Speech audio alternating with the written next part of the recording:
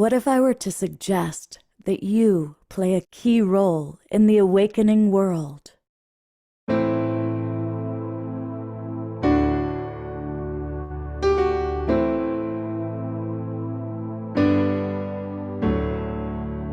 that you are watching this because you have heard the call.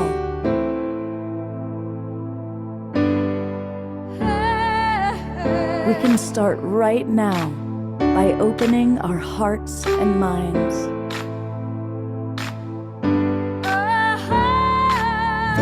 Welcome to the awakening world.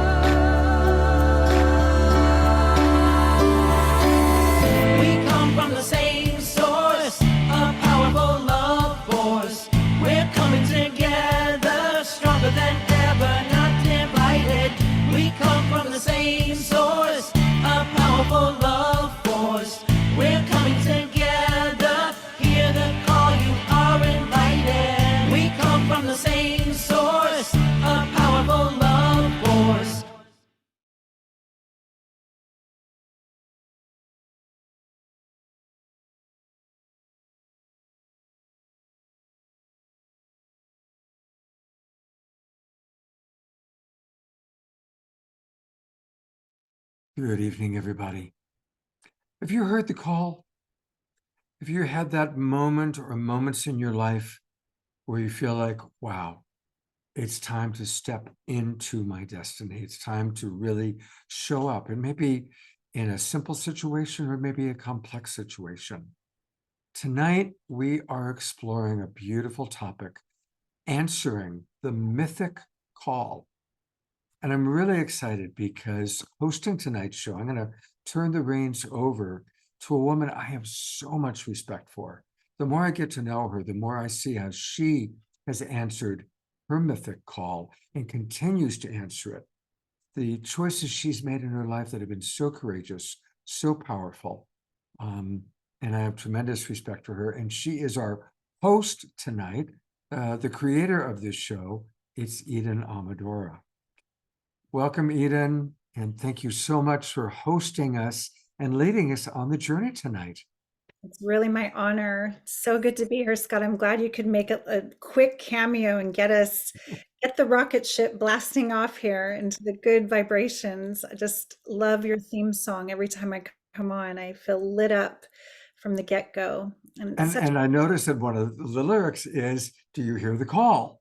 So it's even in the opening video. And how special that you've got your mentor with us tonight. So I'm going to turn it over to you to introduce us to Ariel and have a great show. I love you so much. Have a wonderful evening. You deserve it for everything you've done for the community. I hope you have such a beautiful night. Dance for us. I will. Good night, everybody.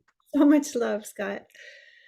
All right, everyone. Wow, I'm so excited. When Scott told me that I could choose the theme to tonight's show and choose who I wanted to talk to, I immediately thought of my mentor and my fairy goddess mother, Ariel Spilsbury. So I'm here with Ariel, who's known by many names, sometimes the mumbling mystic, sometimes she's known as simply Fifi, the fairy goddess mother. And she is also a lamp lifter, a way shower, as a priestess, for that is truly what she introduced me to, the path of the priestess. She's here for the collective awakening. I'm gonna read a little bit from this blurb about her, and then I'll pop it in for you to read more. Ariel is the founder of the 13 Moon Mystery School, and this is a part of the Sanctuary of the Open Heart. The Sanctuary of the Open Heart is dedicated to accessing the wisdom of the sacred feminine within us all. And Ariel's present focus in consciousness is to create a physical temple here in the San Francisco Greater Bay Area for the 13 Moon Mystery School and the Sanctuary of the Open Heart to serve many beings, a place that anchors this incredible work so that you can come and experience it here with us. So we're going to get to talk much more to Ariel later, and we're also going to receive a beautiful transmission she's created for these times and for the collective awakening. But before we do that, we're going to get to dance and have some joyful music with our beautiful brother, Omashar. So I'll talk to you soon, Ariel. All right, Omashar, we're turning it over to you. Well, namaste, everybody, and how wonderful to see Scott tonight. I did not expect to see him tonight, and it was just a real joy that he could come and make, as Eden said, a cameo appearance. So here is a little ditty called What If, and I think the lyrics speak for themselves. Okay, here we go.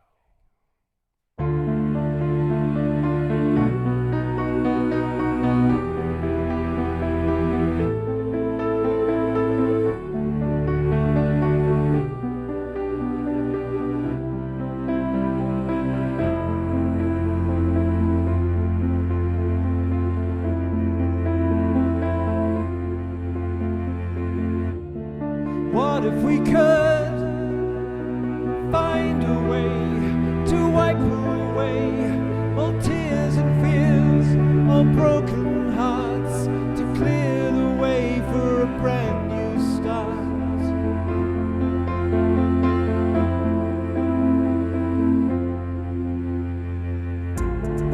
Now that we see and know the way to lift our day and shine the light for all to see, the way back home and the way to be free.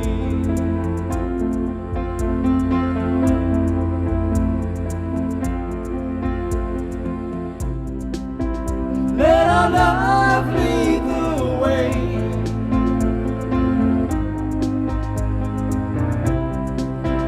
Let the light shine through all.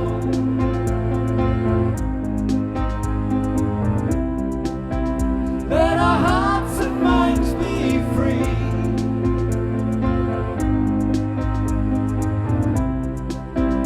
As we rise up from the fall,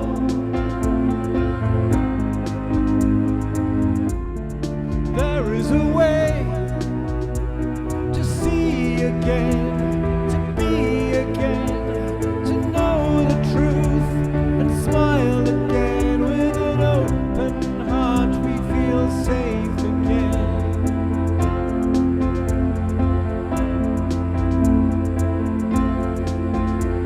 And now that we're free and we see that the way is to let our love show us a new way to be, and we relish the chance to be part of the gods that will recreate the world anew.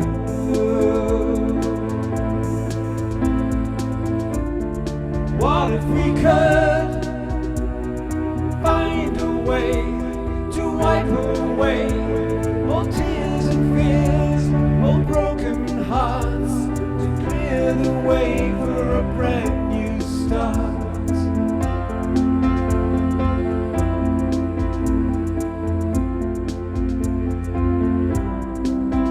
Let our love lead the way.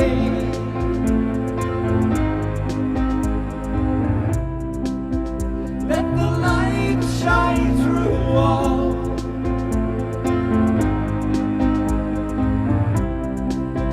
Let our hearts and minds be free.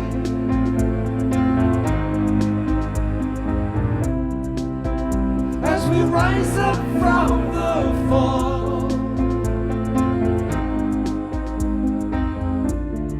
there is a way to see again, to be again, to know the truth and smile again. With an open heart we feel safe again.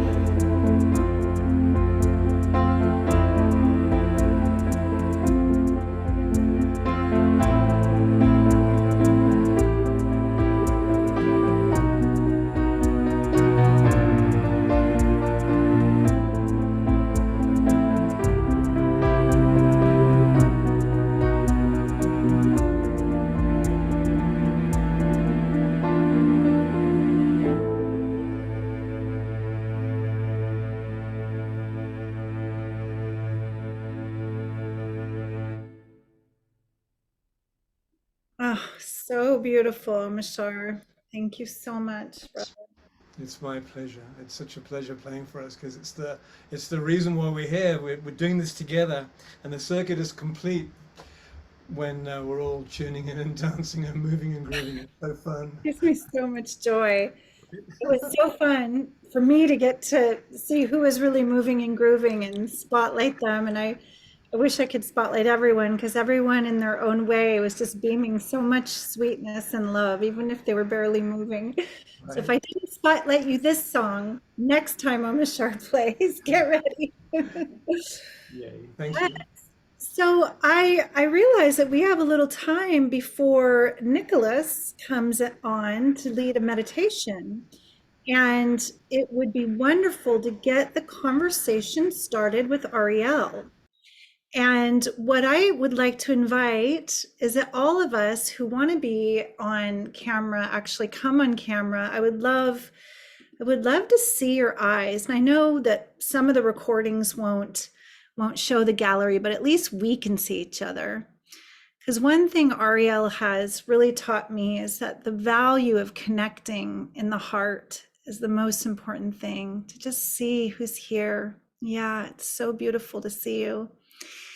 And I know that you have a lot of questions for our fairy goddess mother. If you know anything about Ariel, she is an embodiment of unconditional love. And in this world we're all called on this mythic journey to embody that love. So I'm going to invite you to bring your voices, your questions, and your comments into the chat this evening, so we can really be interactive with Ariel. All right. Fifi, Ariel, whatever mask you want to wear tonight, let's chat a bit. I'm going to put both of us on together here. I'm learning the whole.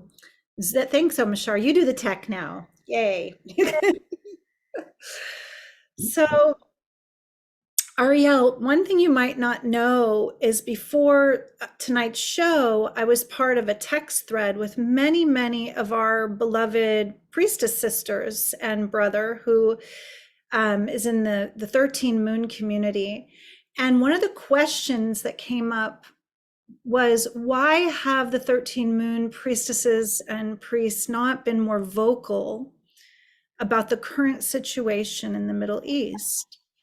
And I know that you have a very clear and strong reason why we traditionally don't speak about politics or any particular acts of violence or wars that are currently happening. And when we decided to come together tonight, one of the big reasons that I really wanted to talk to you was to amplify this question: what is true power? When we feel powerless on earth with all the great religious institutions and political systems, sometimes we're feeling quite caught in someone else's movie direction, so to speak. And I wanted to open up a conversation about what true power is with you compared to force, or what we're seeing as the current outpicturing of what we think power might be on the planet. So I'd love to start right there. Let me just check with Omashar. Omashar, does Nicholas begin at 6:15 or 6:30? His meditation is at 6:30, and Okay. I'll watch out for him. He usually comes in about 6:15. Can you give us a little warning when we need to wrap this? I'll in the DM. Okay, thank you, sir. Okay. All right. Well, first of all, you've spoken it really eloquently in terms of what we're all moving toward is unconditional awareness, unconditional love. And in that non-dual awareness, it is our intention to amplify only those things that we want to put out to the collective in a really coherent and wonderful way. And when we begin to get into conversations about the derisiveness that's happening on the level of the ego mind, we're amplifying that instead of what we do as priestesses is work alchemically in non-dual awareness to be able to affect the literally the collective mind field of earth through our love, through our innocence, through our absolute commitment and devotion to love.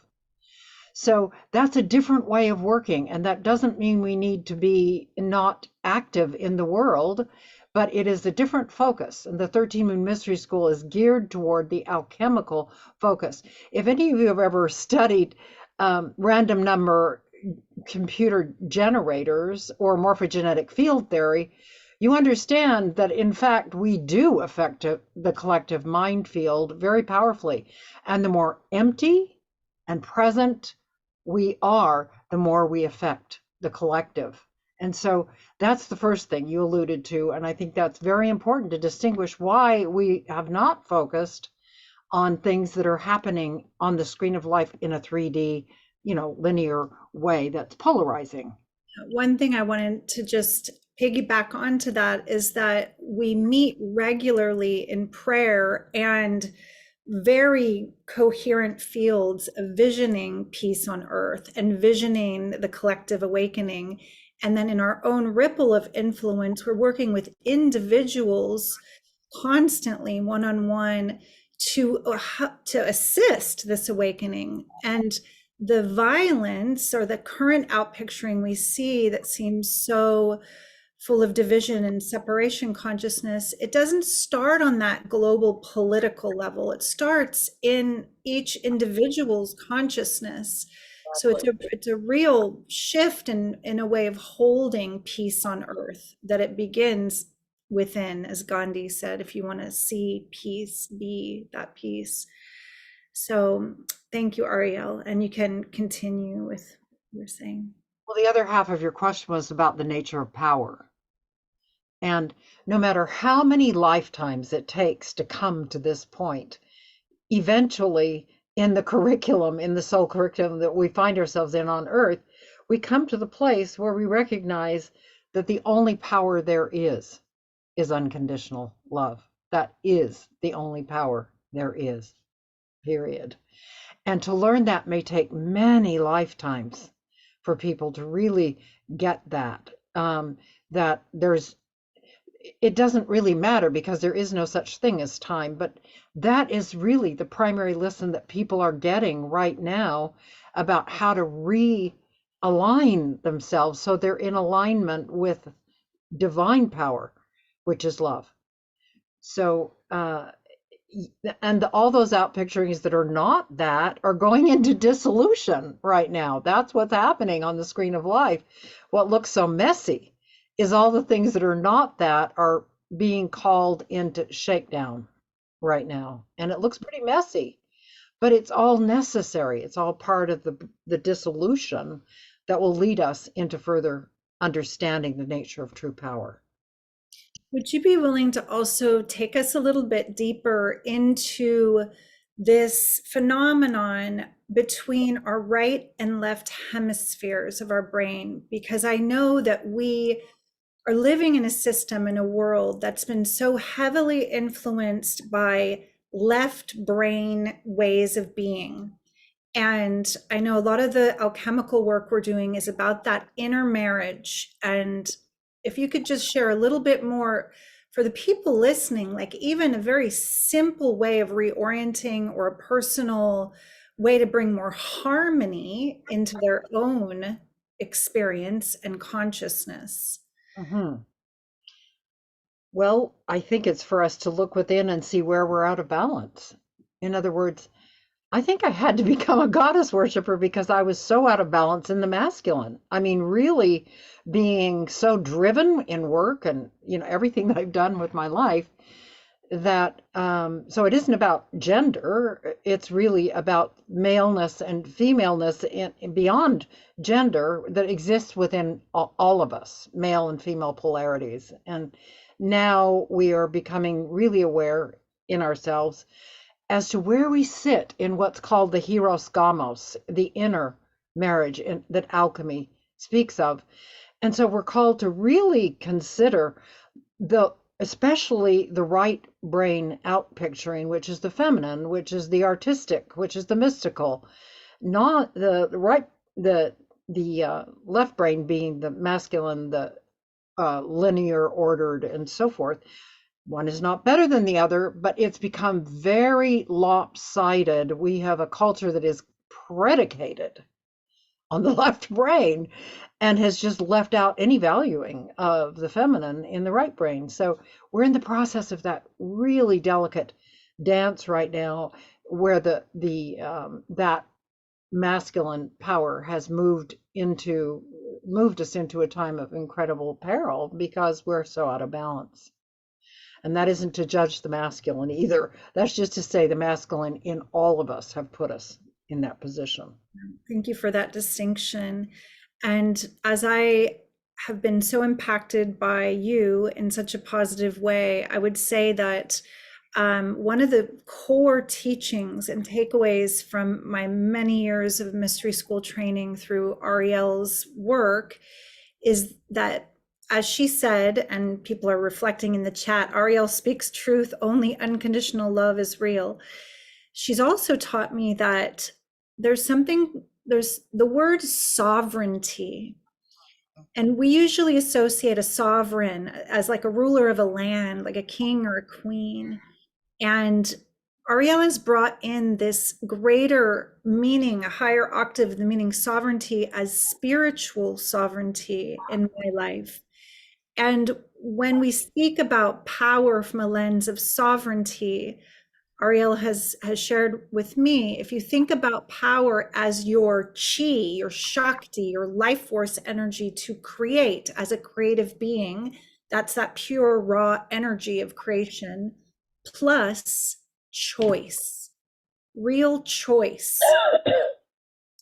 And there's an expression that she has gifted many of us who've gone through the training, and that is, as a sovereign being, I move from the truth of my heart knowing moment by moment. So for me, this is also true power rather than power over or control, which we've been seeing the outpicturing of that very left brain kind of power that forces and controls. So if there's anything else you want to say about sovereignty, I know I'm getting the 5-minute mark here before our meditation. Oh, that's great. I could not have been spoken more eloquently. It really is. We are all working toward that position of complete spiritual sovereignty, where we make decisions from a balanced place within ourselves rather than in reaction to anything outside of ourselves. We're coming from the inside of sovereign choice and within ourselves. Like you said, everything begins within, and sovereignty is one of the key, as you've said, touchstones within the 13 mystery school work, because how can we ever expect to be completely free beings without being sovereign within ourselves? Right. And when you say that, I imagine the more sovereign we are, the less reactive we are. And if as individuals we're less reactive, we're less prone to fighting and making choices we regret or causing harm.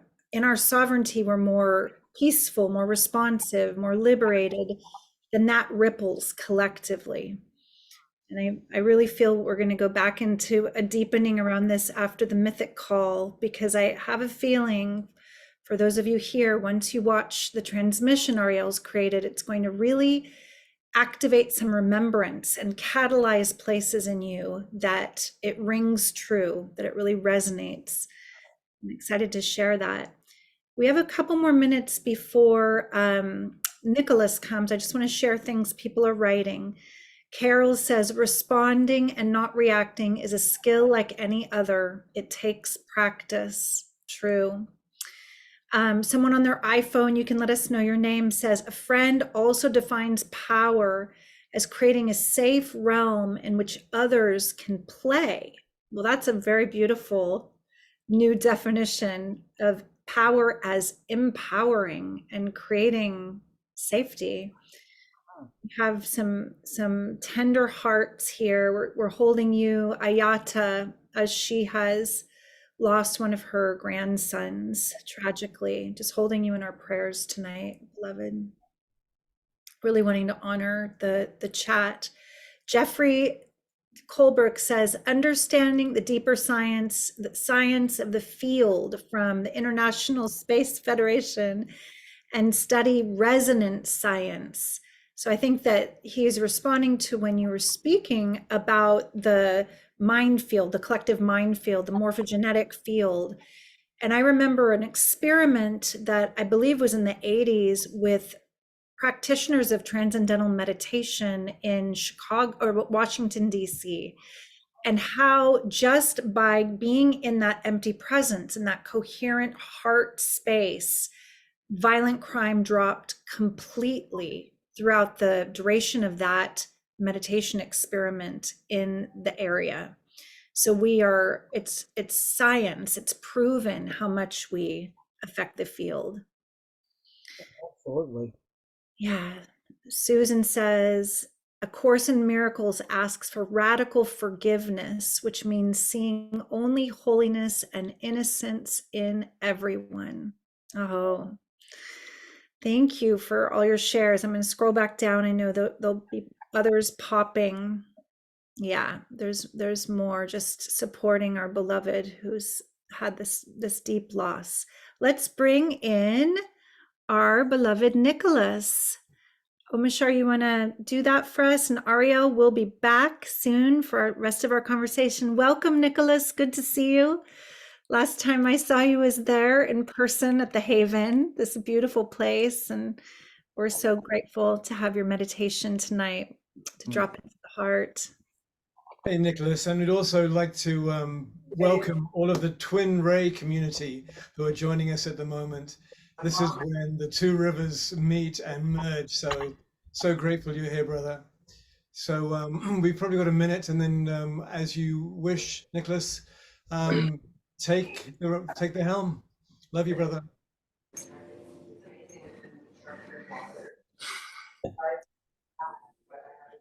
All right, y'all. Yes, so much love to both of you. It's great to see you again, Eden. Always feeling so blessed to have this opportunity to hold this space, and so we'll go right into it. For the way and all that beautiful wisdom and the teachings that were brought forth. The way of meditation is the way of embodiment, to retrain, to rewire, to know the way of the heart, to create that balance, that coherence of the wisdom within. I think a lot in human history, we may have been told that we shouldn't trust ourselves, or our nature within is sometimes evil or bad or all that stuff. I say otherwise. I believe that we would all say otherwise. That deep within, there's absolute beauty and pure love and light, all of these beautiful words that we speak of and know. The way of meditation is to embody and to unite. Yoga, to unite, to yoke, that sweetness of the true reality within. So, that being said, let's unite into that space, taking a few deep breaths within ourselves, in through the nose, and a full exhale through the mouth. A few more rounds of this breath.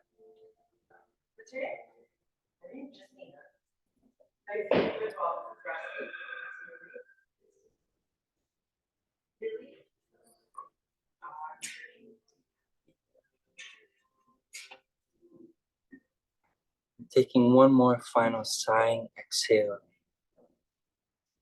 Softening, softening, softening.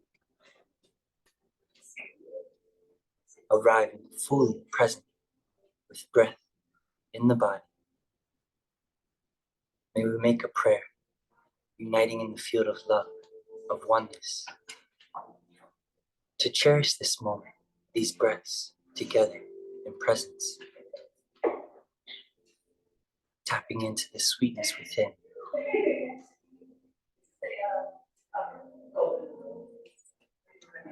Bring your left hand over the heart center, fingers together. The right hand up by the shoulder, like you're making a pledge. With the left hand, the feminine energy. Feel the heart, feel the beat of the heart. Connect to the benevolence within.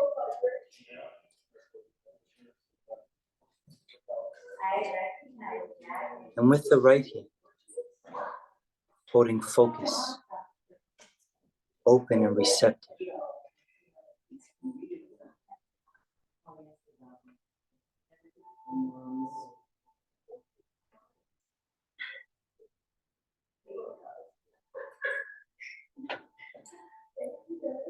Slow and steady with the breath. Deepening, deepening, deepening. Softening, softening, softening. Into the sweetness within, our true nature. May we have the willingness to focus our attention as best as we can in all moments of our life to this connection, this union within, until we live in a way where our lives are one big prayer, in a way where we arrive in a space of meditation without meditating, leaving behind the mind, allowing the heart's wisdom to guide the way. In this moment, with each breath, pray, align in your own way that is true and authentic to you. As we say these days, be your own guru. Connect to that teacher within.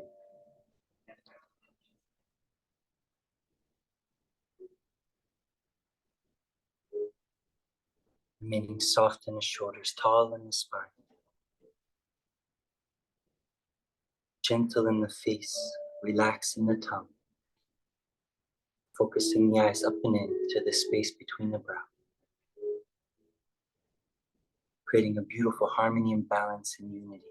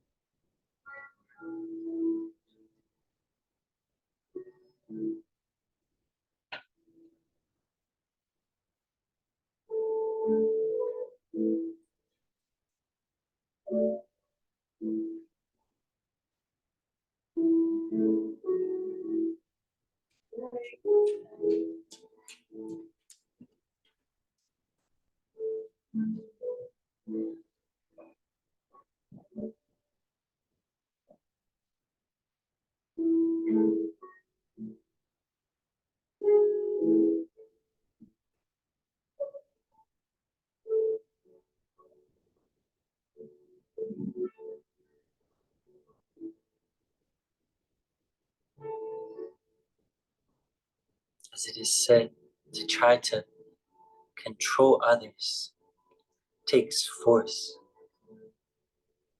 To control thyself takes great strength and courage.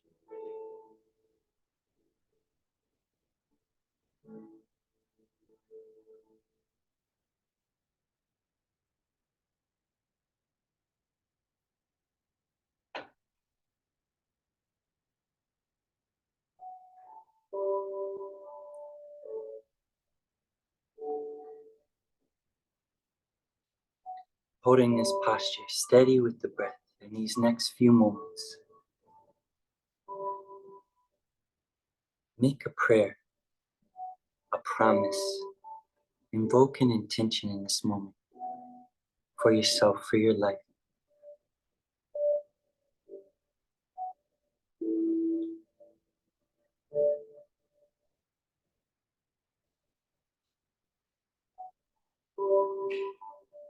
Contemplate, what is it that makes you feel most alive?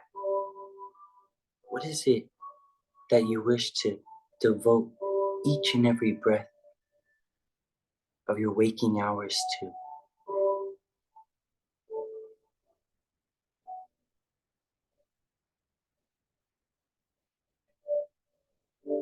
What is it that inspires you to fully show up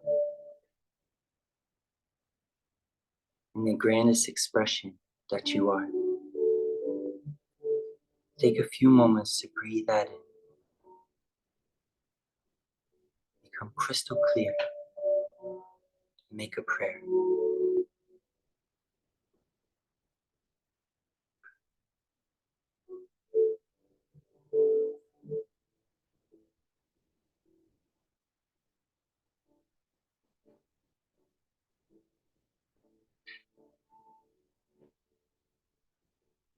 And as you feel complete with that prayer, rest the right hand down to meet the left hand over the heart.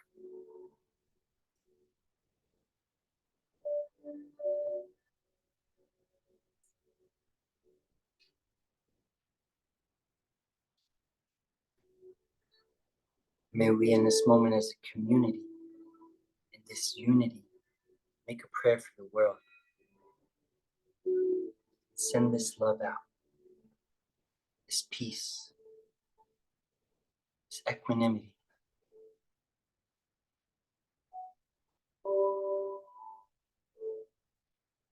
Send it out to our friends, our family, our communities, our countries, and so on.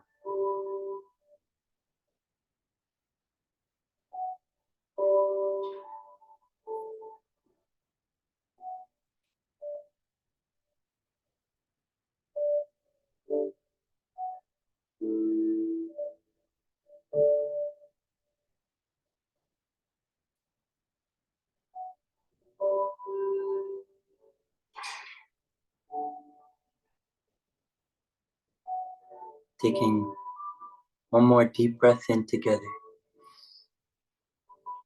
And a final sigh. And relax the hands down.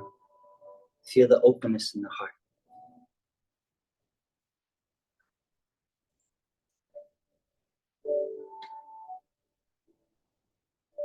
May we always remember to return to the heart. And practice this art of living in this way. Dancing. Flowing. Playing and praying. No matter what challenges we may face. Trusting that love always finds a way.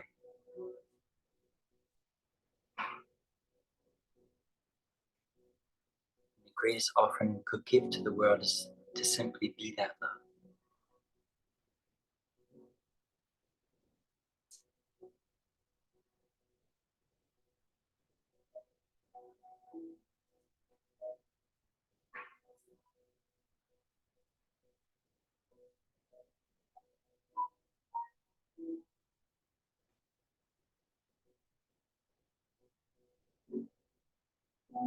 these final moments of the meditation as we begin to seal it up, inviting a beautiful, relaxed feeling into the body.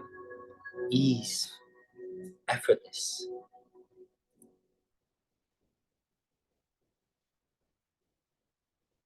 Let your fingers interlace into the lap. Take a few deep breaths into the root, grounding it.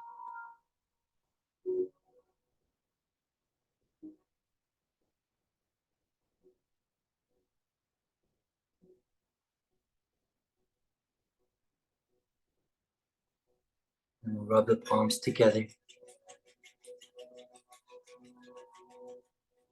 And then bring that energy into the face and eyes. Rub the face a bit. Slowly coming back. Blink open the eyes.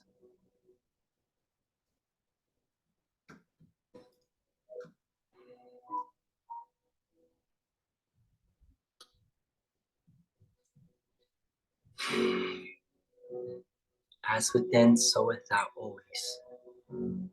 Always, always, always. May we come back to this way. Going within. Thank you all so much for your presence and joining me in this meditation. Sending my love to you all.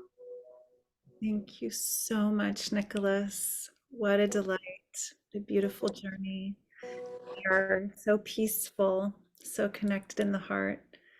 Thank you, brother. Thank And you. sweet brother, is Instagram still the best way to communicate with you? Instagram is good, yes. And what is the handle? I can put it in the chat now. Okay, thank you so much. Okay. See you. Namaste. Have a great yoga class. Love you so much, brother. Love you. Bye for now. Wow. What a radiant yogi brother. We're so blessed. Wow. I really feel the peace that we co-created here for the one heart. Thank you all for going so deep with us. I'm going to scroll to find Ariel again. Where's our fairy goddess mother on the videos? There she is. Hi, look at who's with you. You've got your sweet Russian blue friend. Can you tell us the name again? We have to unmute you. Go ahead and unmute yourself, Ariel. Her name is Aziza, which means beloved. And Is it Persian, you said? Or what is Ziza? Yeah, beautiful. So Ariel, many years ago, I'm not sure how many, she can tell us, she felt, well, I know she felt the mythic call from the time she was a wee little girl. And she had so much love and guidance from the other side of the veil, guiding her along her journey. And then some years ago, she put this transmission to a beautiful video. And when I was watching this video, I was like, she's talking to my soul. How does she know? This is early in my journey into the divine feminine mysteries. I was so catalyzed by this call because I probably, like a lot of you, felt different, felt sensitive, felt like, even what am I doing on this planet at times? Like, wow, this is a really wild place, full of sleep and forgetting. And so when I heard the mythic call, and I know so many brothers and sisters have written you over the years, Ariel, and just the amazing amount of resonance that this has brought into people's lives, what could you share about it before we play it tonight? Well, it began with exactly what you said, of feeling so enormously different when I was a kid, just like, a stranger in a strange land, really. And so I had this transcendent experience when I was 8 years old of these blue-white light beings that came to me, and this beautiful vision occurred that has been the guiding light of my whole life. But they came and they said, we'll come to you to keep you able to stay in this level of density will come and encourage you to be here. And so they did. And I've always just called them, my daughter would say, the blue guys are here, Mom. You know, they're in the bedroom, those little blue spheres. Anyway, so I had that wonderful gift to be able to stay on track and not lose hope. And the reason that I wanted to create this video is for those who had really got to the edge of thinking they were losing hope to even to be able to live in this density, let alone serve in it. So that was my impetus for doing it. And my connection has always been with the star Maya, not the cultural Maya, but with the star Maya. And so for them, I wrote a book called The Mayan Oracle, Return Path to the Stars, which is this frontispiece of the mythic call is the first page of the book. Beautiful. Yeah, for those who don't know Ariel's work, I don't think this was included in the bio I shared. Ariel is the author of The Mayan Oracle, which is a beautiful oracle deck set and book it's mind-blowingly powerful. Please take a note. We can later show Ariel's site and show you where you can find that. She's also the author of the 13 Moon Oracle, which is also a book and an oracle deck, and The Alchemy and the Ecstasy, a book full of divine feminine transmissions and rituals. And more recently, the author of Gaia's New Dream Coat, which is on one hand, seemingly like a fairy tale. Once you dive in, you realize that the wisdom teachings are so profound. It's definitely for all ages across the board, and such a fun way to connect with the elementals and the unseen realms again from the heart. So we'll later go a little bit more into how they can find these things. But Ariel, I think that it would be wonderful if you want to invite our listeners, and remember that people are listening now and later as I take in the mythic call, if there's anything you would like to personally invite them to feel, to open to. A deep remembrance of what your soul script was when you came in. That I hope that that's what it evokes. That's my heart's intention, that you really have some kind of awareness of why you incarnated, what gifts you're carrying, what powers, what tools you're carrying into this lifetime as a mythic being to enact for the collective one. So that's my hope as they watch it, that it will ignite and catalyze that remembrance of their soul script. Thank you. That brings tears to my eyes. Thank you so much. And Omashar, I'm going to ask you to take the lead on how to launch the video. So the video is about 10 minutes. Just for those who are watching, you can take it in with your heart and really feel the call.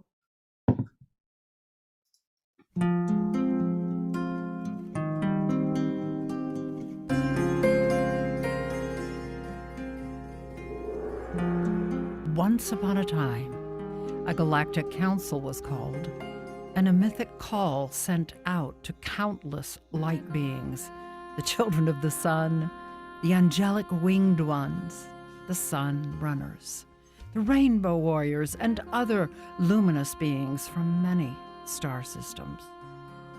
This great circle of light beings gathered from far and wide, and at the appointed nexus, the love of the spinning galaxies entered, gracing them with her ravening celestial light and the following words.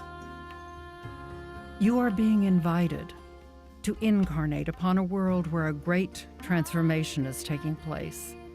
And you who respond and embody this call will go to a place where the illusions of fear and separation are being played out, and a galactic cycle of evolution is coming to both an end and a new beginning.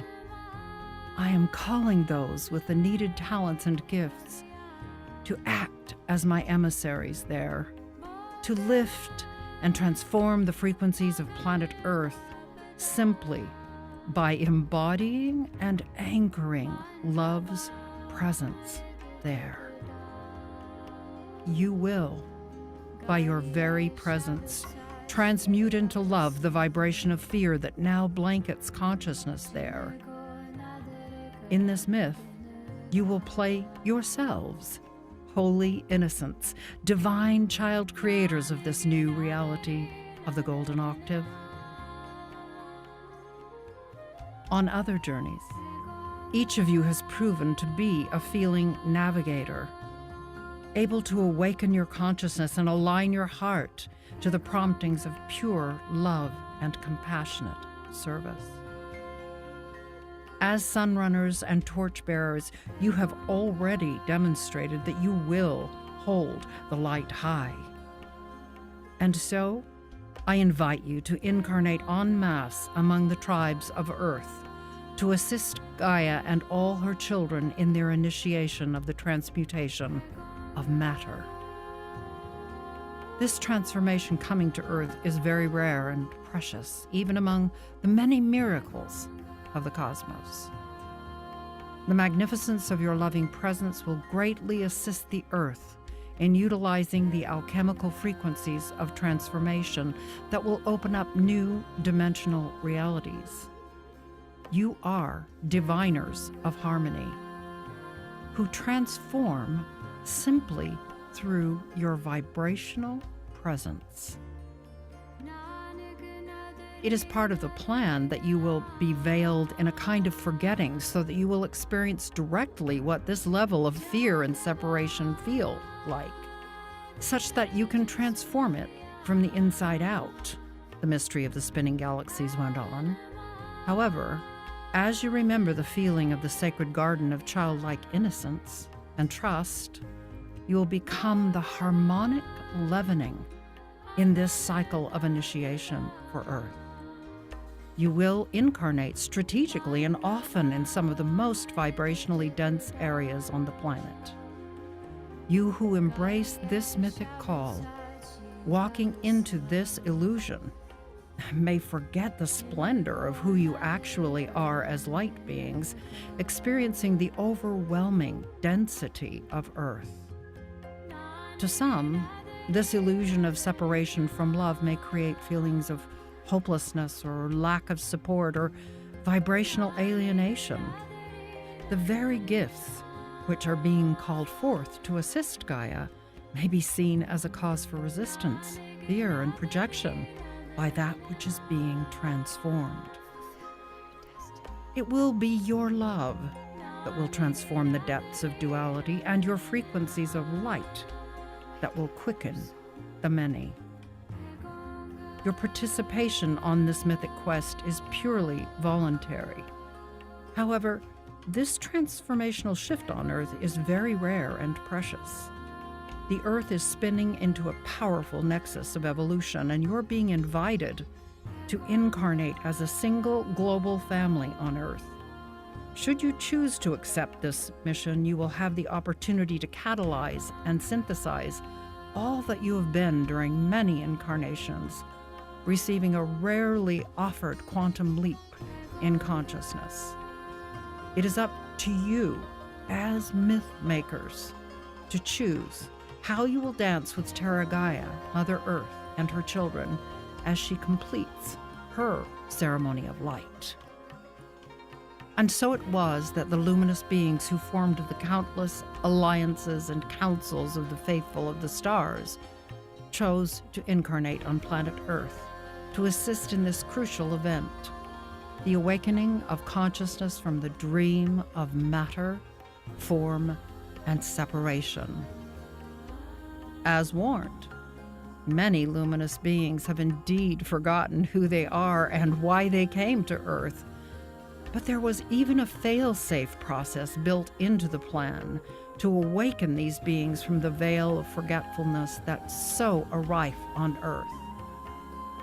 The luminous ones who would journey to Gaia's assistance agreed to spark each other's remembrance, that the mythic grandeur of the cosmic play of light in the greater hologram would be played out victoriously. Thus, these star-seeded ones were encoded in many ways, with sounds, colors, images, geometries, words, symbols, a vibrational resonance that would assist them in remembering their commitment to the light. The celestial sounds of the crystal singers would catalyze deep remembrance of their star codings. It was agreed that these coded clues would appear everywhere, in visionary art and music, in penetrating looks, in poignant feelings, all creating a deep yearning to awaken and become the full embodiment of love. These symbols would act as alarms going off, assisting them in awakening and staying in their joy. These companions of destiny were encoded in the very cells of their bodies, with the new galactic template in consciousness, awakening them to the power of their simple presence as love. And so it is that you, the children of the sun, are now being bathed in the waters of remembrance, prepared as rainbow warriors to fulfill the promise of a new and ancient myth unfolding. You embody the key to igniting unity consciousness on Earth, ushering Gaia and her children into their radiant robes of light.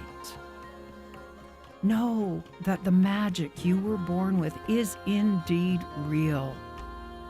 The feast of the light players is coming together to celebrate as one heart. By simply anchoring love's presence on Earth, you lovingly draw down the mantle of the gods, sending waves of healing and uplifting energy throughout Gaia's eagerly receptive body. As you emerge in this time, your gifts awaken and empower others.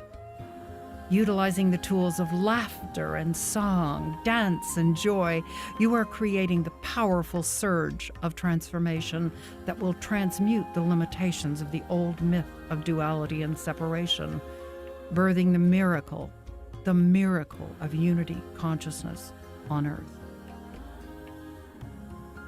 The time is now, luminous children of the sun, and incomprehensible is the joy of creation.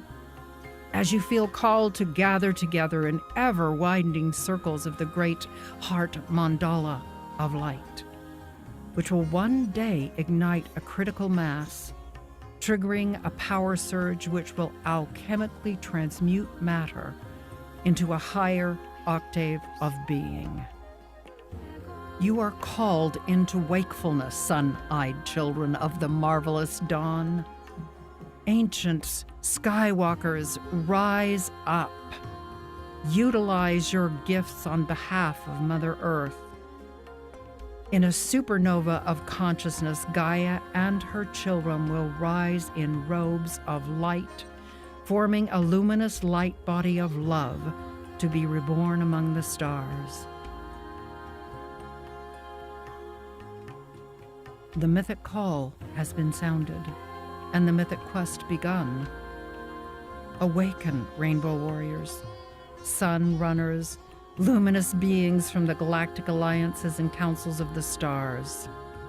Ancient skywalkers, stand in the beauty and power of your true identity as love's gift to Gaia.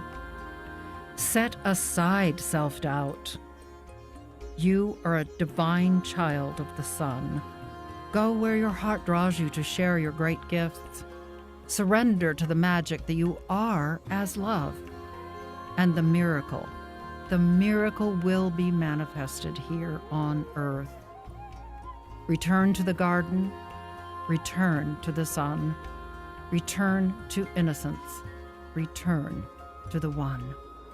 Remember, we dance and sing here for the one heart.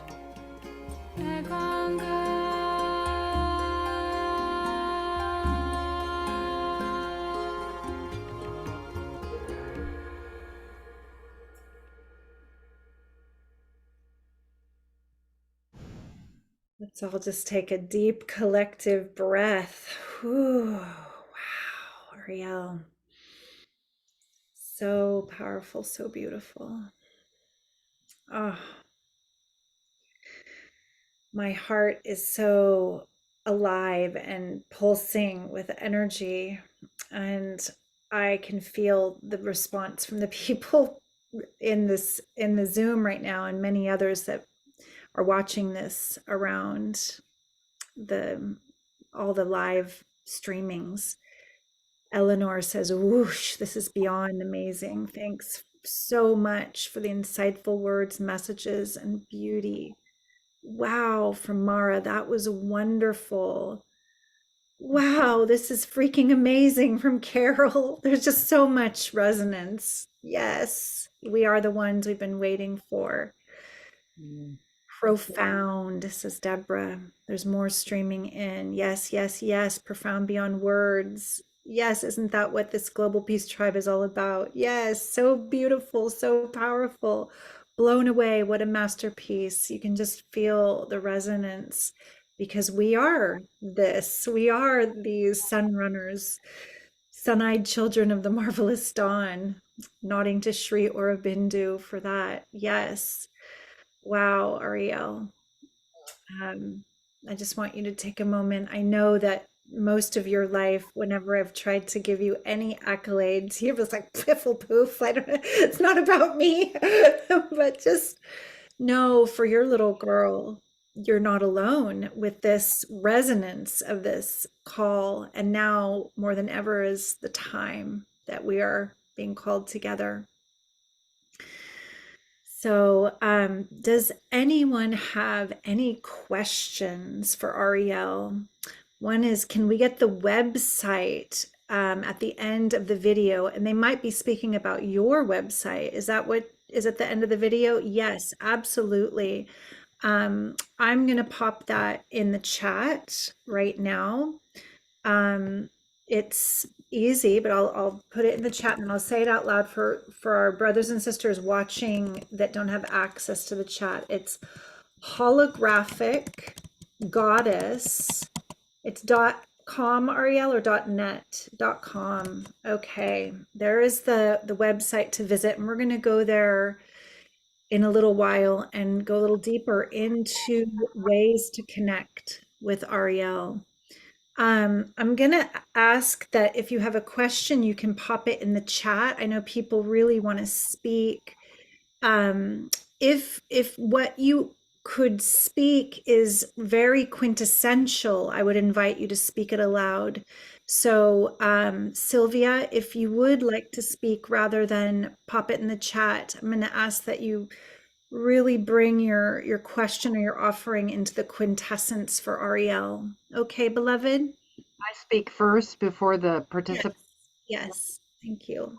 Just to say that I really can't ever, I don't watch this often, but without absolutely choking up, because I feel in my heart so nourished by knowing that there are so many of us that are awakening to this truth right now, that it just touches me so deeply. I'm so grateful, deeply grateful for all of you on this call and all the beings that are awakening in this time. I just want to bow and say thank you.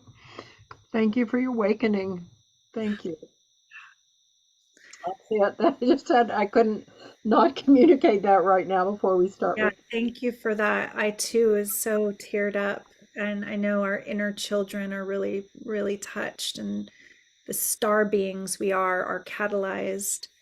Yes, there's still so many comments. Here's a question coming in for you and me. Is there a tipping point in this process, both collective and planetary ascension? From Darina Joy. Would love to hear anything you want to share about that, Ariel. If you believe that there is a tipping point coming, or I do, and I have.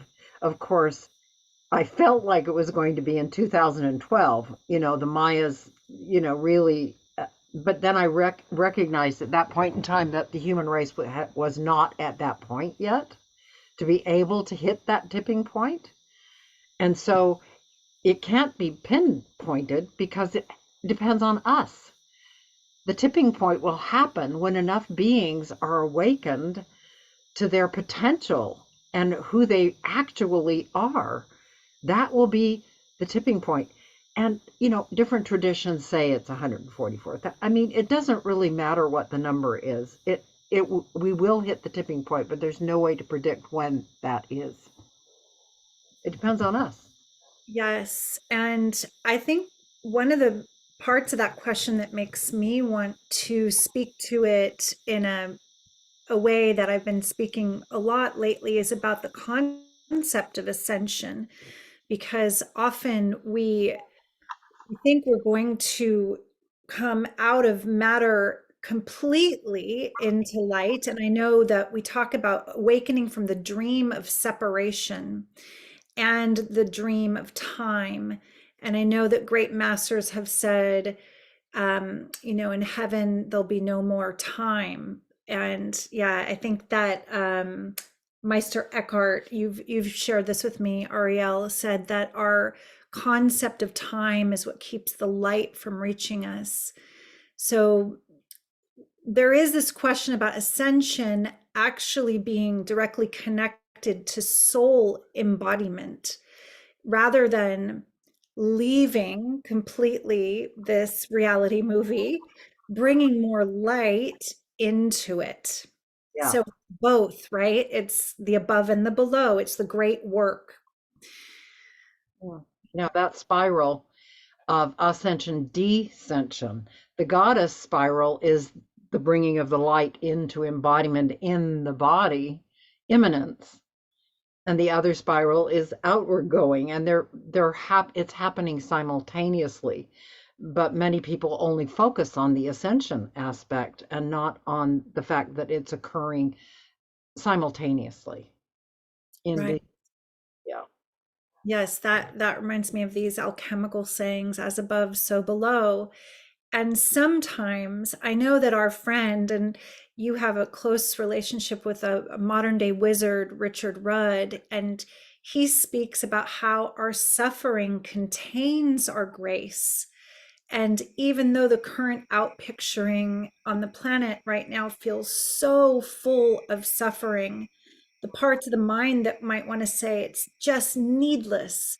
And then there is a deeper surrender to going through that kind of portal of the suffering and the cultivation of compassion, the cultivation of grace through the suffering. And this also reminds me of that dissension or that embodiment. Being here is uncomfortable. It gets really uncomfortable. Suffering, as Buddha said, seems quite inevitable. I don't know if there's anything that pings for you around, how to gracefully navigate the alchemy that we're in right now. That is a very big question, because it's different for everybody depending on where they are in their alchemical process of evolution.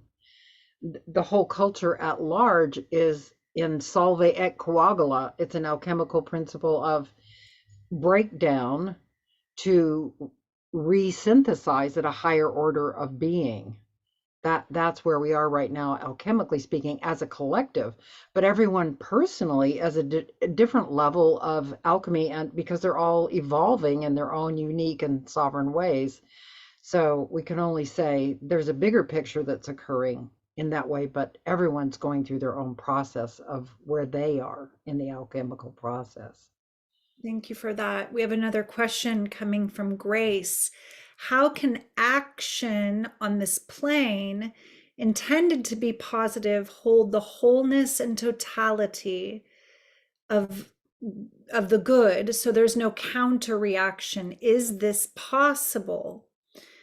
And I know we speak a lot about moving out of this checkerboard of right, wrong, black and white, good, evil as well. And perhaps we can dive a little deeper into that. Well, yeah, that's how you do it. It requires a huge quantum leap of moving into non-dual awareness. Good, bad, right, wrong, them, us, all those, polarity. No, they're dualities, not polarities. But to be able to work through that is why we're here. So there's nothing wrong. I mean, we're working through the consciousness that's here to move into unity consciousness, non-dual awareness. And that's going to be uncomfortable. You know, it's a process that's ongoing with the whole collective and personally with everybody. I know from personal moments of excruciating discomfort with inner alchemy as I've been changing through my own initiation into more sovereignty, I feel the ways that the mind grips to the unknown, and these concepts, unity consciousness, some people might even be terrified of what that even means. And I know that there's talk about the singularity, like some blast of unifying something that then you're not a separate, self that can hug another self. And one thing I think is worthy to share is that in the divine feminine, there is this capacity to honor dazzling diversity within unity. So it's not about merging into this non-distinguishable oneness when we talk about unity consciousness. It is this heart-centered consciousness that sees I am another you. And we still can have our, well, I like vanilla and you like chocolate, and that's okay. Like, and I can accept and love you from this space of unity consciousness. That's a very important point. Thank you for pointing that out, that it's dazzling diversity within unity. It's seemingly a paradox, but that's the whole thing about resolving into non-duality, is recognizing that fact, right? Yeah, and all great wisdom teachings are chock full of paradox. So They wouldn't be true if they weren't. In fact, one time Mother said to me, if it's true, it's a paradox. wow. I have some other comments that are very, very sweet and deep. Carol says, I feel that's true about grief. It's like the more you've loved, the more you grieve. It's definitely a form of praise and reverence. Yeah, there's almost like a sweetness to the sorrow, the deep feeling that we might, with our mind, want to avoid, but it's a portal to more grace and love. Yeah, So absolutely. That's a big one. And we're going through that collectively, a lot of grief. a lot. And And we it, don't have a lot of grief rituals and ability to hold each other well. It's not taught in our culture. How do we grieve together? This is something I'd like to, put out to the collective. Like, can you imagine where it's not only welcome, it's embraced, Mhm. it's held, where instead of keeping it together in that more left brain system of like production and TikTok time clock, well, get back to work, that we are given this space and this grace to feel and to hold each other. And in my heart, I feel this awakening is coming this direction towards honoring deep feelings. Absolutely. Grief being one of them, but yeah, all deep feelings. We have some lovely comments here. Sylvia, I'll highlight you later to show your beautiful selenite tower and lotuses that you want to offer up for peace and gifting us. Eleanor Joy says, we get it in the mind. Now it's time for the heart to let go and be in that flow of oneness. Ah, yes, thank you for that. That's beautiful. Deborah says, yes, we are all facets and aspects of the crystal diamond. Beautiful. That's that dazzling diversity, right? Grace, seeing all of everything with complete empathy, wanting to build new, embracing possibilities. The very fact of action, it has to be partial, or can it build greater love and unexpected unity? Mhm. Yes, I think intention is a really powerful tool. Alignment of vision, heart-centered vision, when we ask ourselves, where are our actions coming from? Where are they truly motivated from? And when you feel that yes, and you feel that leap of your heart choosing something, that intention will be in alignment. That is how we choose as sovereign beings. That is how we co-create this new earth, step by step. It is about action, not just words or thoughts. Is there anything else you would say, Ariel? I think I'm getting the gist of the question, but Well, our impetus to joy, that as long as you mention it, but in the really feeling that if you're following really your joy in life, with that thing that you're leaping towards, as you called it, then you're in alignment with divine purpose and divine intention, because the divine wants us to live in joy. In the Bible, it's put this way: man is that he might have joy. Period. You know, I mean, that says it, right? I mean, though it's a little misogynist, you know, but we can forgive that. Man is that he might have joy. That is our reason for existence. oh, that's just amazing to just amplify that in this group for a moment. Imagine if your dharma, if your purpose is actually joy, whatever brings you joy. Yeah, that's what the goddess says for sure. You know, that's the total compass of how we navigate. That pull toward joy is what runs the universe. So, I'm aware how parts of our conditioning would say joy is frivolous, uh-huh, like play is frivolous, uh-huh.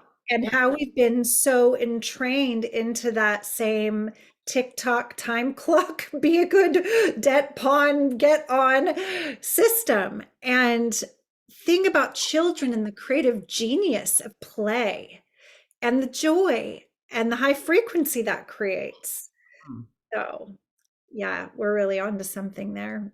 Well, if you want to live a mythic life, that's one of the biggest components. And you had asked me to look at during this whole call, how does one live a mythic life? That's one of the biggest pieces of it. You had spoke about maybe offering the Mythic Manifesto. Is this a good time for that? Would you like to do that? Yes, a couple of, I just bridge in a couple of things here that I think are useful in determining that what is my joy thing. What distinguishes ordinary ego life from a life lived mythically? Buckminster Fuller said it so eloquently. If success or failure of this planet and of the human beings on it depended on how I am and what I do, how would I be? What would I do? Answering those questions is what a mythic life is about. You find what it is that joy that drives you toward these pieces of how can I be? What can I do? And then you ask in myth, if not you, who? And if not now, when? So when you're living a mythic life, you are saying, I am the one that makes a pivotal difference. And this is not egomania. This is like the never-ending story where Bastian finally realized that he was the one that was meant to finish this quest. And that is all of us. That when we recognize, this is one of the biggest parts of the Mythic Manifesto, is recognizing that we are the one that makes the pivotal difference in the script of what is occurring here on Earth. And when we find what really gives us joy and really motivates us and moves us forward, because out of not being able to get out of bed fast enough in the morning to get on with what it is that's bringing you joy, then you're living a mythic life. That is the best way I can describe it.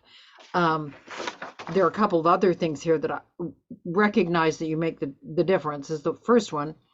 And then trust the process of life's unfolding.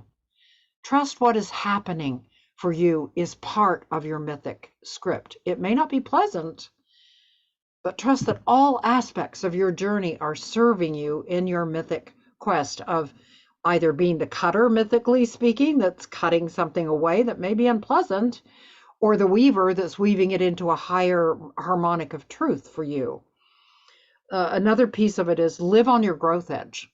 This is part of the Mythic Manifesto. If you want to live a comfortable, familiar life where you're putting your feet up and having a beer and watching TV, the mythic life is not for you, because it's going to put you on your growth edge. That is the point of living mythically. It's going to say, what shadow have you not cleared here that you need to clear so you can get on with living your life mythically? That's another big piece. Definitely. We have one more question, and I feel like I want to chime in a little bit more about how you've catalyzed me to live my mythic life even more.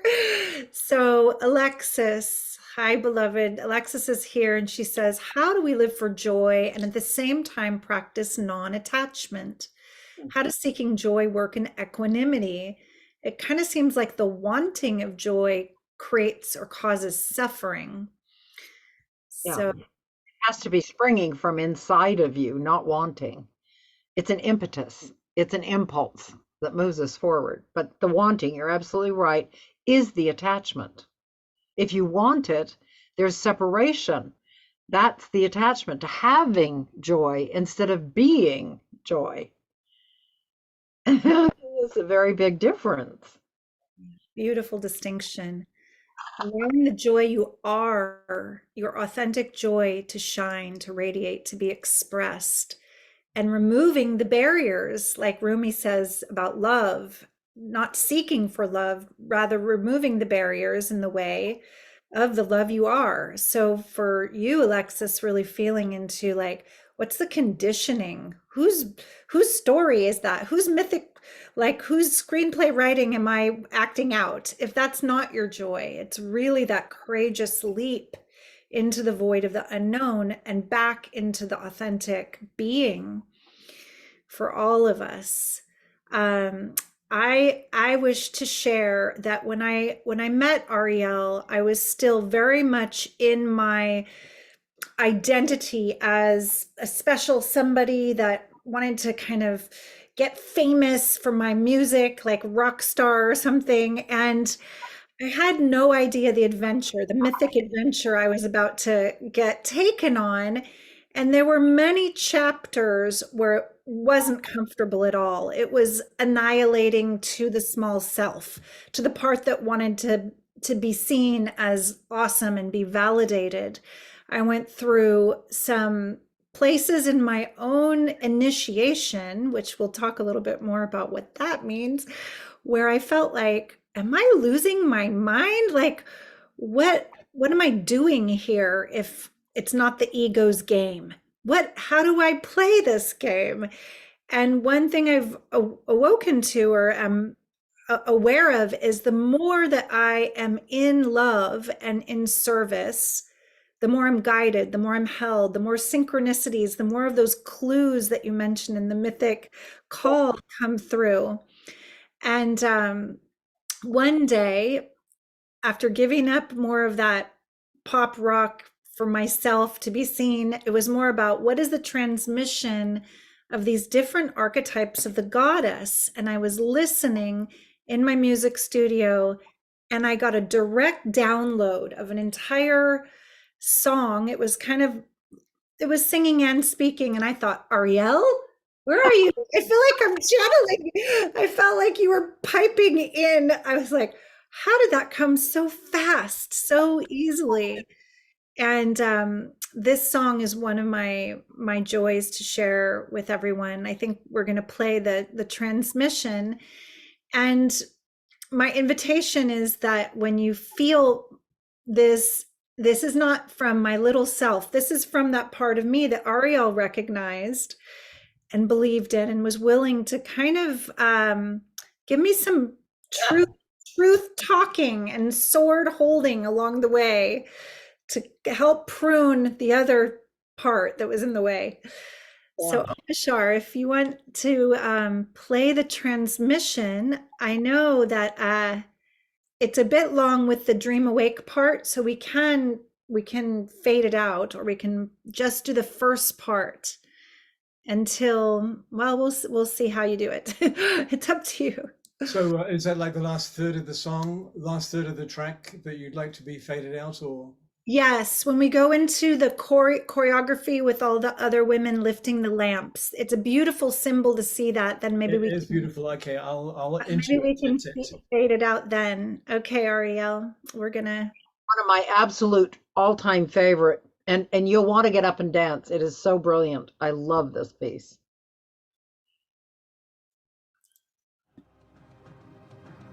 Love. Only love. Love. Only love. Love. Only love. We have received the transmission.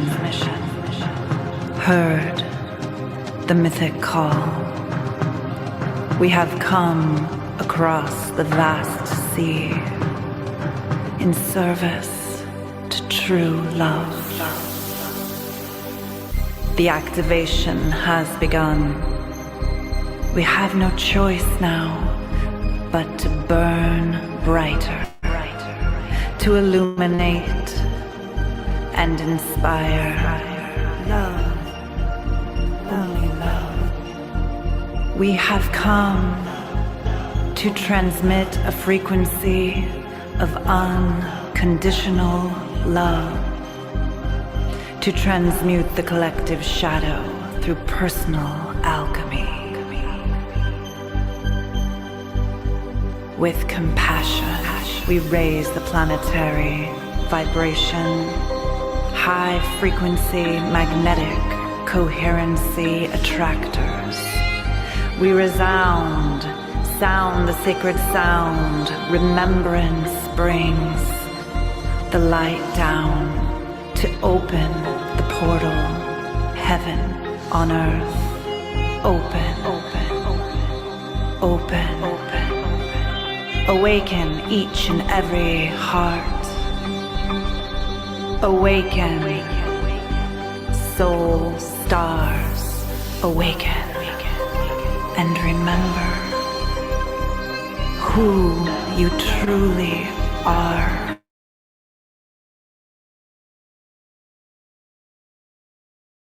Love, only love.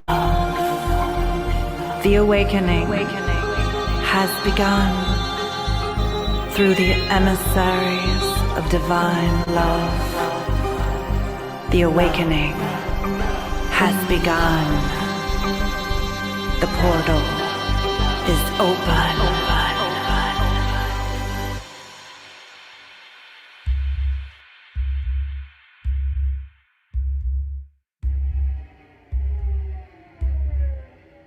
Are you dreaming a dream that sets you free?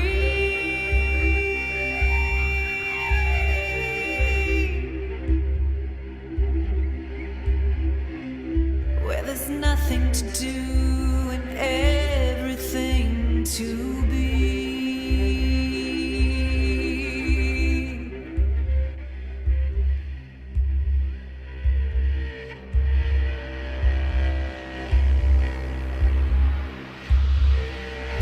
Are you dreaming a dream that sets you free?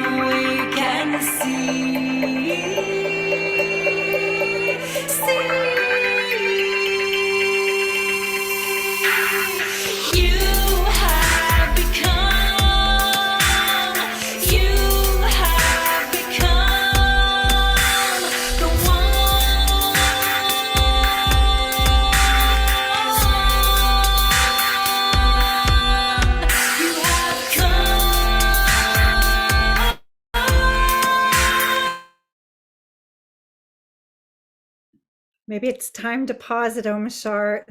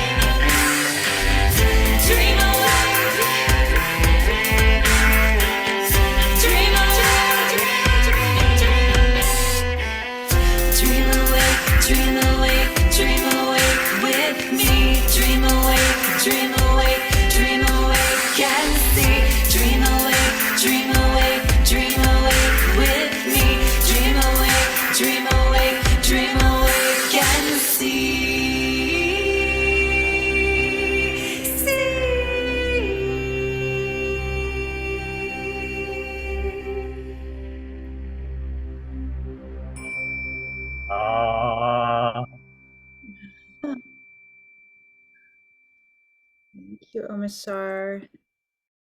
Oh, wow. I haven't seen that for a while.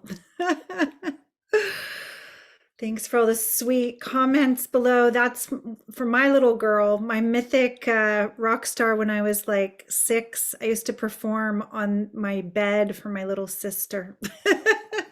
I knew, I'm like, this gives me joy. This is my joy. So thank you for receiving that. And yeah, thank you, Ariel, for catalyzing such remembrance in me. Such a joy. What are you going to do with a lifetime but bloom lotuses? Of which you are a very exquisitely beautiful one. Thank you. Representation here because I really got hooked on being a focalizer of the 13 Mystery School because I get to witness so many lotuses blossoming. And while the song was playing, I found more questions for us, and there's just so much more we could talk about. I do want to share more about initiation and that path. And one of our beloved brothers asks about the story of the peacock and transmutation. And I feel like there's something in his question around the path of alchemy and initiation that we could address. What makes the 13 Moon Mystery School so unique? And if you want to speak a little bit about initiation. It's not about what makes it unique is it's not about teaching. It's not about learning anything at all. It's about full embodiment and being in the process of that, clearing all the channels for that full embodiment, initiation and transmission. So that when you are stepping in as the goddess of compassion, for example, as you're with the lotus here, you are actually being that embodiment of that divine energy and transmitting it to others. In the 13 Moon Mystery School, it's about direct experience, not about cognitive activity. Very different. And it's also about initiation, which is taking out the sword and speaking the absolute truth from the heart. From the heart. That's the key thing. You don't take out your sword to butcher somebody. You take it out to absolutely incisively from your heart offer them the truth of your perception. And that's my primary archetypal lineage. And I bring that up, I'll see if I can show you the card. This. Let me take myself off. Hold on one second. We're going to make it bigger. Okay, there we go. This is the initiator. This is the primary archetype that I came to embody in this lifetime, was a kick-ass initiator and a truth teller. I mean, Eden could tell some hair-raising stories where, it shatters the ego and people walk away saying, whoa, who needs this, But if you stick and you go through the whole process of all 13 archetypes, things transmute at light speed alchemically because it is archetypal and alchemical rather than cognitive. That's the clearest answer I can make about that. And there obviously books written about what initiation is. There's much more I could say, but that's the quintessential version of it. Right. When you speak of sharing your words like a sword, I'm aware of that word. Playing with etymology is the same. You just move the S from one side to the other. When you speak as truth, love and truth become very, very synonymous. It's like, what would true love say now?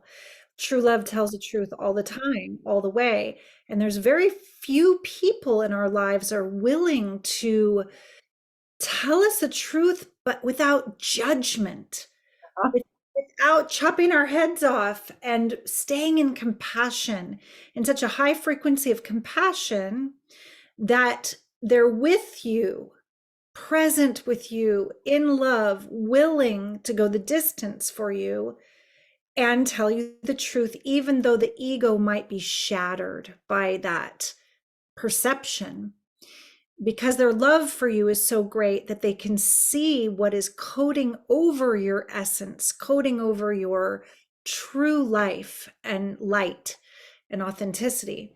And so Ariel has been this person to me, this rare gift to me and to many, many others.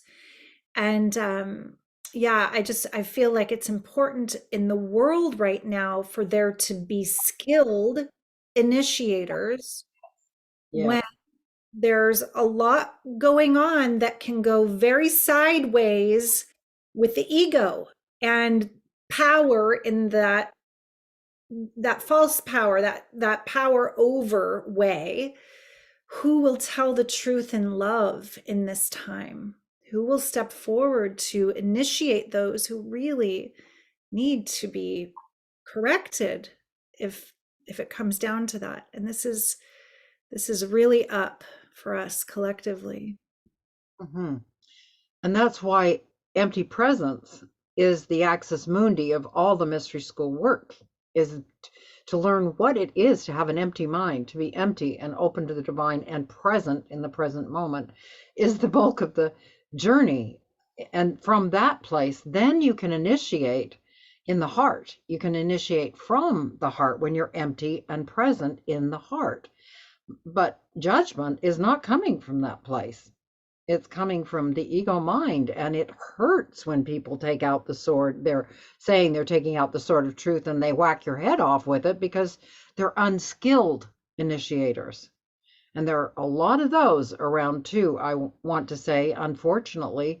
So if you find people that can actually speak the truth to you from the heart, really cherish them, because Sorry to interrupt, Ariel. Yes, rare. And for those of you who are like, wow, I didn't even know there were real mystery schools that existed like this. This is not a rubber stamp training to get a certificate. This is a bona fide lineage that Ariel's remembrance has brought back from her many, many lifetimes in service to the goddess.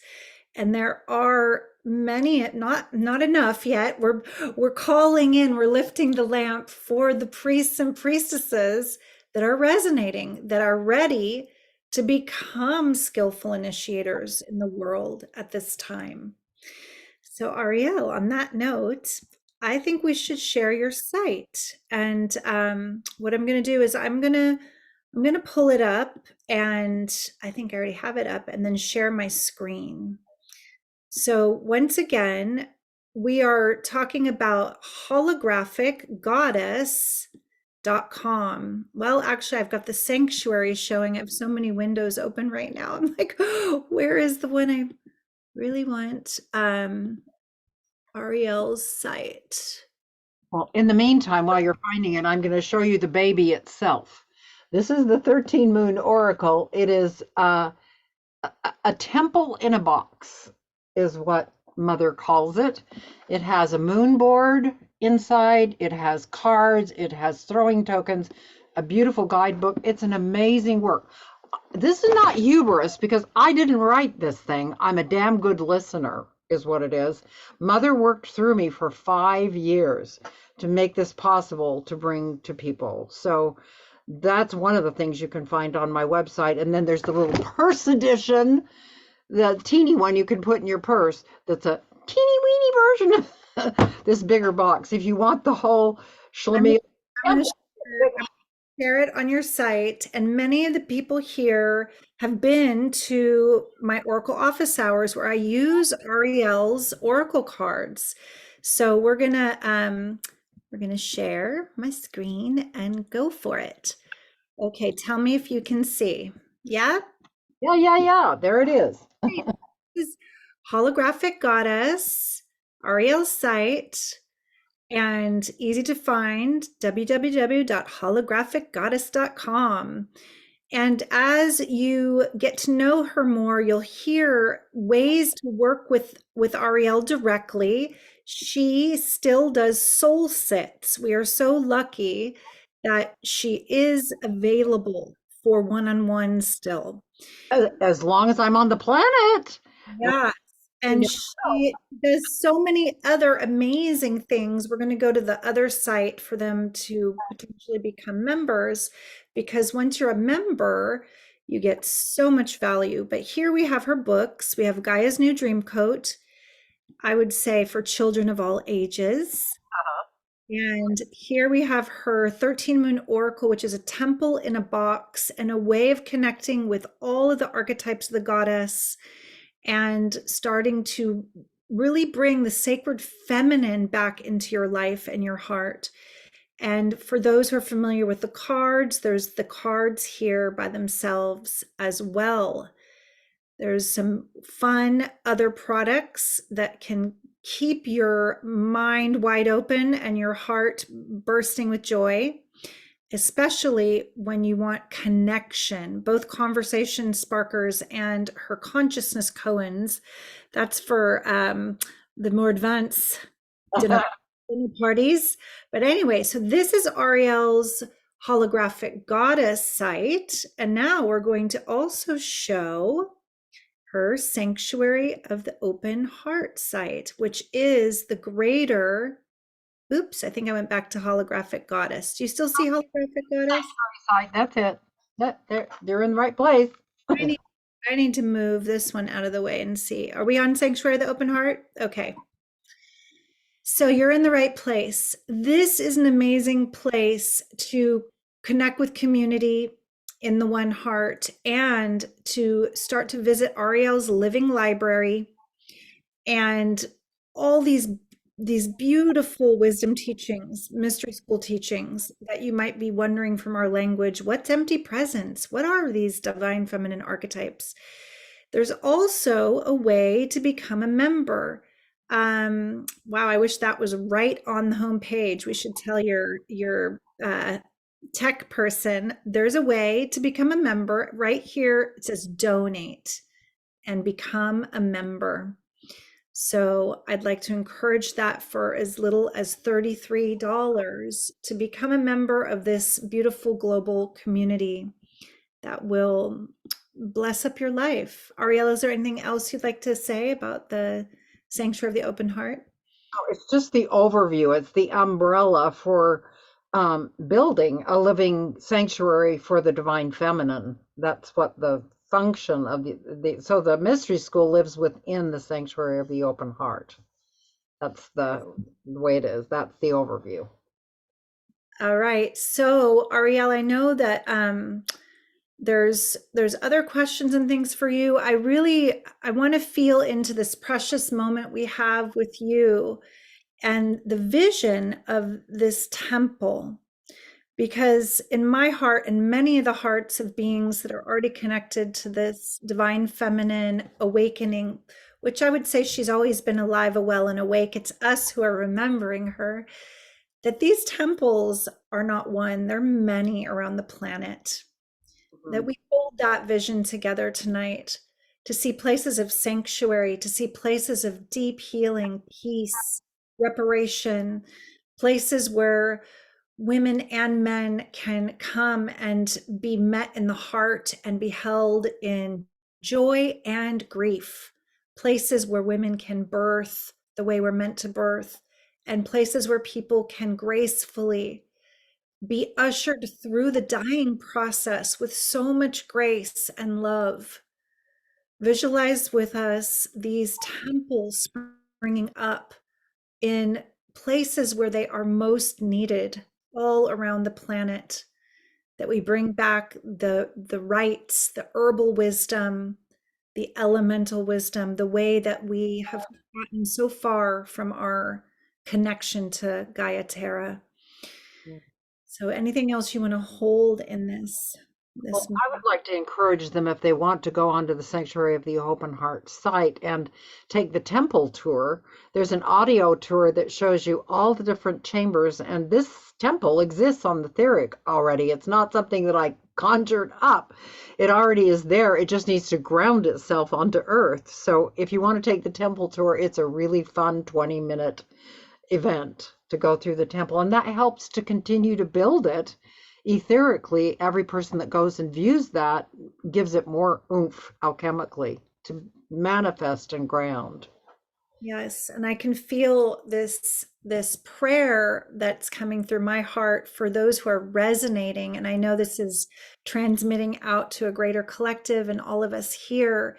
If you know people that are in alignment with this vision, who have the means, have the resources to really catalyze this sooner than later, reach out to Ariel, reach out to the Sanctuary of the Open Heart, connect these people. If it's not you, perhaps you're picking up on who in your community can really move this forward. So that's Appreciate it. I mean, I'm 80, for God's sake, and I had this vision when I was 8. Sometime soon it'd be great to do groundbreaking, at least. Thank you. Argon, our beautiful brother, has put the link in. And yes, we're going to take a little pause from the interview with Ariel, and Omashar, you can now share about the amazing show this Saturday that's coming up, and we'll be back. We'll be back. Shall I the song after the You're cutting out, Omashar. I'm not sure what you're saying there. hang on. Everything froze there for a moment. Shall I share the poster and then do a song, and then you do final thoughts? Yes. Okay. All right. So, beloveds, I'm going to share the screen, and it's going to go like this. And oops, hey, stop share. Oh, hang on a minute. Sorry.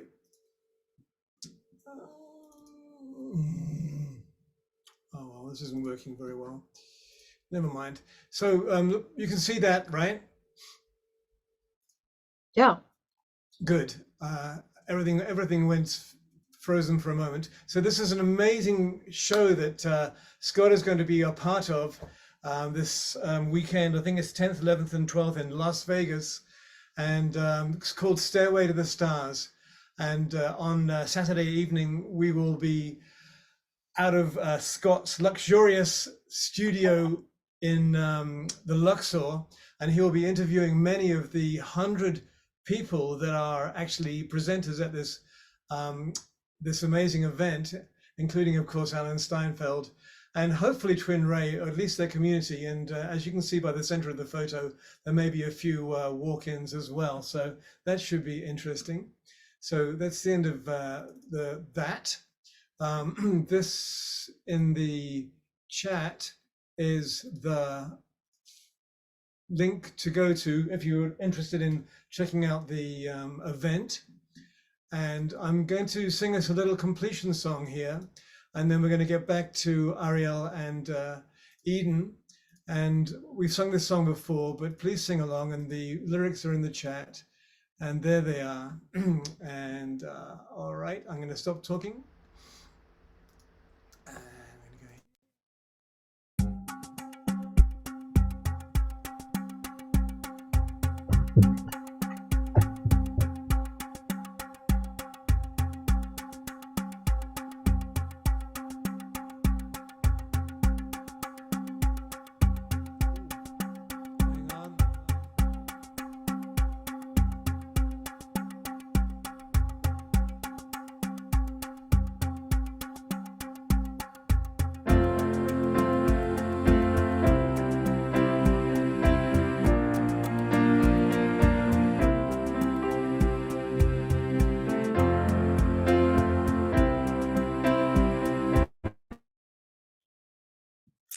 Uh-oh. Omashar, you have frozen, my dear. I think Omashar's line is a little bit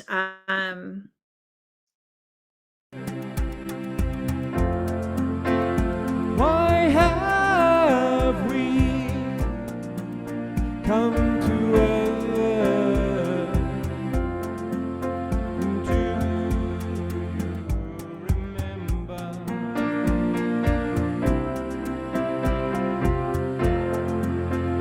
Why have we taken birth? Why have we come to love, serve and remember? To love, serve and remember. To love, serve and remember. Sing along. Why have we come to earth? Do you remember?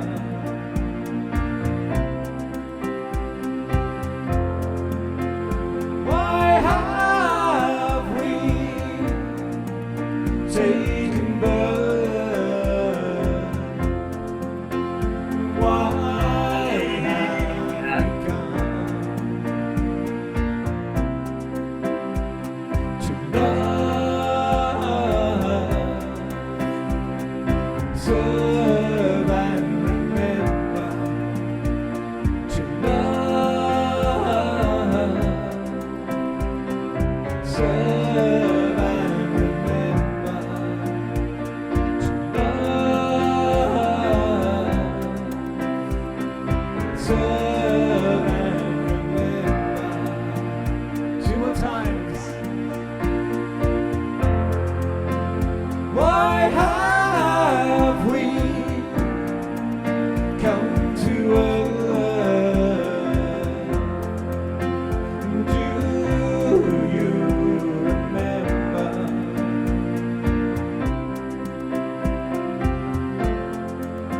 Why have we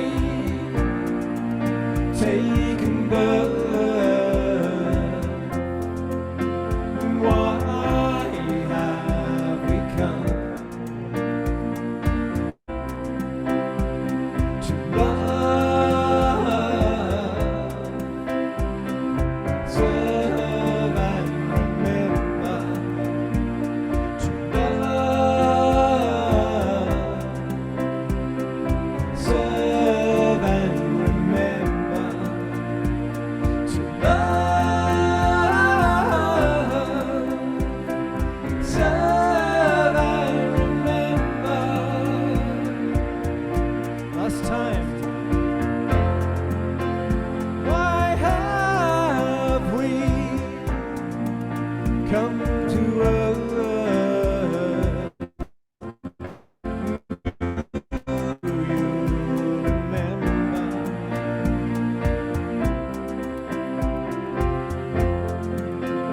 Why have we taken birth? Why have we come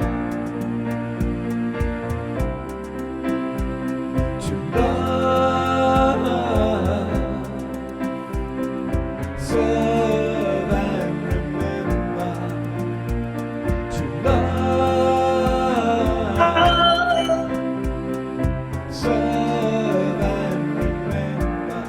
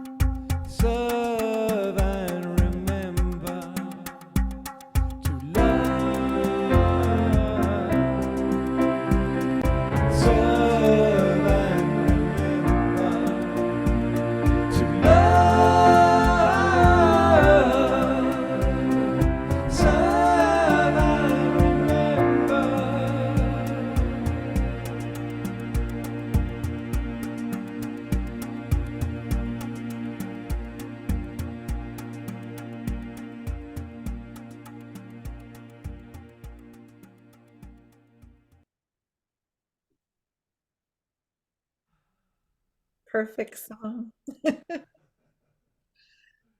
So good, Omashar. That's so fun. I love seeing everybody. It's, you never ever want to stop because the energy is just flowing. And so thank you. So I will, well, I won't let you do anything. We're going to do it anyway. Back to Eden and Ariel, and namaste to everybody. And I love knowing that you're going to be with us on Saturday evening.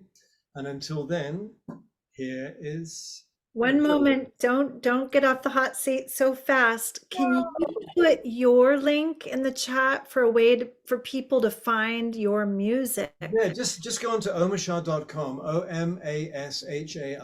omashar.com, and within that mighty website, you can buy my music from Bandcamp, because they give like almost 70% of the money back to the artist. Amazing. Cool. Instead of 0.0001 cent. So thank you. Wonderful, Omashar. Thank you so much, brother. That was such a perfect song. I'm going to bring Ariel back with There us. she is. I'm going to say namaste, Ariel. So wonderful to feel you. I'm in love with you so much. And we'll see you at 125. We'll see about that, but thank you. Yes. So Omashar's link is there. Thank you, Charlotte, for that. And I do want to share that a way of connecting with the wisdom of the archetypes every Thursday for free with me is possible on my Oracle office hours. So I'm going to pop that in the chat as well. It's edenamadora.com/Oracle office hours. You can come to, click on the link, come sign up, and love you to be part of that fun gathering. Many are here. They come, and yes, beautiful. Yeah, George is like, more dancing and singing, less teaching, pure transmission from the goddess, dancing, singing, and joy. Only joy. Ariel, what would you like to say in closing? I know we've hit the 8 p.m. mark. It's getting late, but it's a perfect moment. I'll put on my fairy godmother hat here. Say, I want to bless you all with all the joy that you could ever desire. I bless you to follow your pollen path and to find that joy in every moment in your life. That's my end. Thank you so much. I feel like we should do a collective hands on the heart, everyone. Take a deep breath. Let's lift this to the one heart and just shout out our joy. Joy! Woohoo! To the one heart, to all beings everywhere, to live in love, to live in joy. Blessed be. Thank you so much, everyone. Thank you for being with us. I'd love to put y'all on the gallery view here. Yay! And thank you, Amadora, for your incredibly adroit navigation. Thank you so much. This was a fun one for me. Lots of little techie multitasking going on. It really up the ante. And I know I have beloveds here who are like, don't forget to tell him to come to Oracle office hours. At the last minute, I remembered.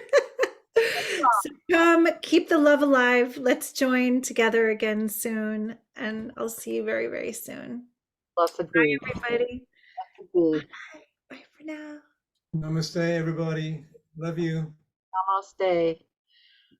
Bye. Thank you.